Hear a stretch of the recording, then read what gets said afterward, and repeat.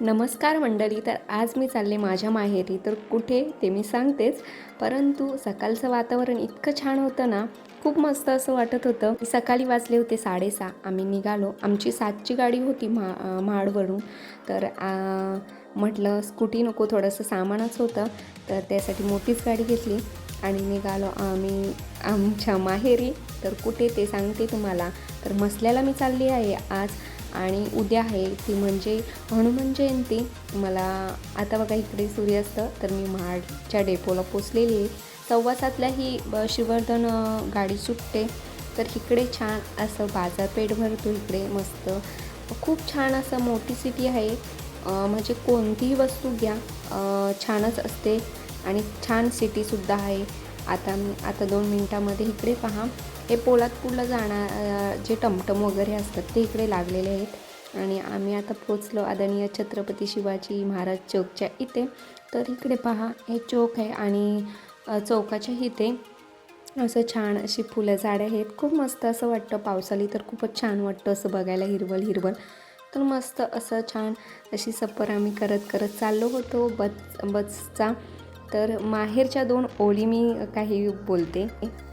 तर माहेर म्हणजे काय, अशी एक जागा जिथे किंमत असेपर्यंत कळत नाही. माहेर म्हणजे काय, अशी एक जागा जिथे पैशाने विकत मिळत नाही. माहेर म्हणजे काय, अशी एक जागा जिथे कोणी आपल्याकडून काहीच अपेक्षा करत नाही.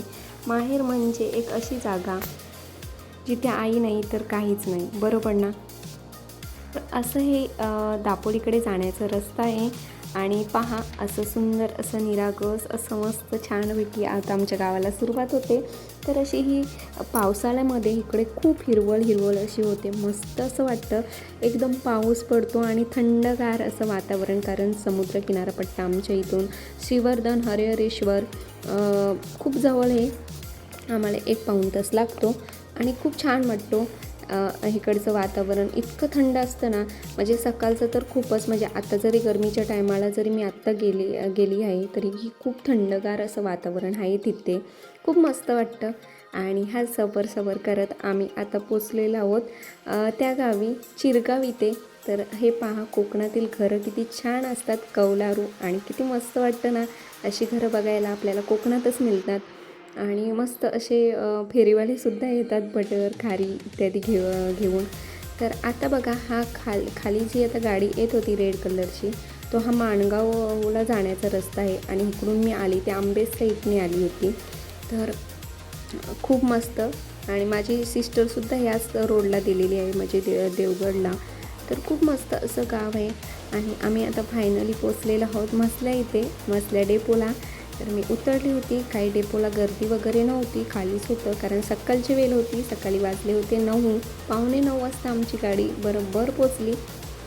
खूप छान वाटलं. ही आमची बाजारपेठ, म्हणजे कोणती वस्तू घ्या, काहीही ते मिळेल, सर्व उपलब्ध असतं. म्हणजे काही लोक इथून मिरच्या वगैरे गावाकडून घेऊन जातात. एकदम मिरच्या वगैरे स्वस्त दरामध्ये मिळतात इकडे. मच्छी मार्केटसुद्धा तुम्हाला दाखवते नेक्स्ट व्हिडिओमध्ये. खूप छान स्वस्त मिळतो. आणि कसं, समुद्रकिनारपट्टी जवळ असल्यामुळे इकडे मच्छी स्वस्त दरामध्ये मिळते, मग ती सुकी असो किंवा वल्ली. तर आम्ही फायनली पोचलो. आणि पोचल्या दर्शन झालं ते म्हणजे आमच्या मामाच्या मुलाचं.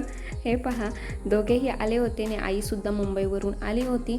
त्यांच्या गप्पा गोष्टी चालल्या होत्या. तसंच आम्ही त्यांना थोडीशी आमची बातचीत झाली आणि आम्ही निघालो होतो, आई आणि मी, थोडंसं काहीतरी घेऊन जाण्यासाठी, कारण भाजी वगैरे आईने आणली नव्हती. तर आई आजीला वगैरे पानं वगैरे घेतली आणि इकडे सुकी मच्छी वगैरे घेत होती. तर ह्या पहा, गेल्या व्हिडिओमध्ये ह्या ताईंना मी दाखवलं आहे. खूप छान अशी स्वस्त मच्छी देतात, खूप चांगल्या आहेत त्या. आणि आपल्या ओळखीच्या आहेत त्या, असं नाही की ओळख नाही आहे.